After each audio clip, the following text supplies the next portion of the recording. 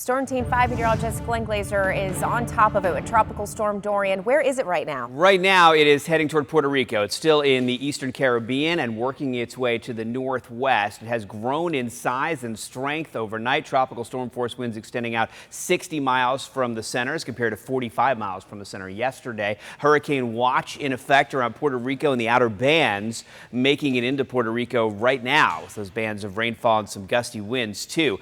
The official track for Dorian as it moving northwest at 13, winds at 60. It moves over Puerto Rico. It immediately begins to strengthen north of Puerto Rico into a Category 1 hurricane by early Friday, and then potentially a Category 2 hurricane by the time we get to Sunday and Monday. And you can see how wide the cone is. We've been talking about that all morning. It's wide because there's a lot of uncertainty as to where this storm could end up by the time we get to Sunday. It could be all the way over here at the northern edge of this cone, all the way down here at the southern edge. So we've got a big distance here where it could end up.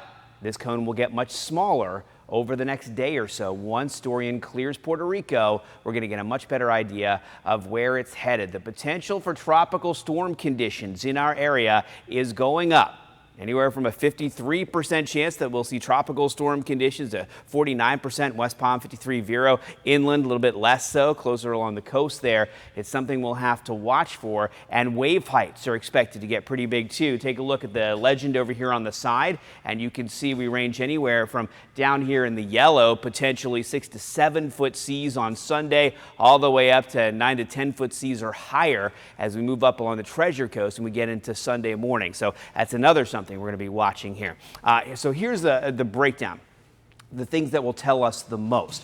How strong will it be after it moves north of Puerto Rico? That's going to be a big factor in what happens next with this storm.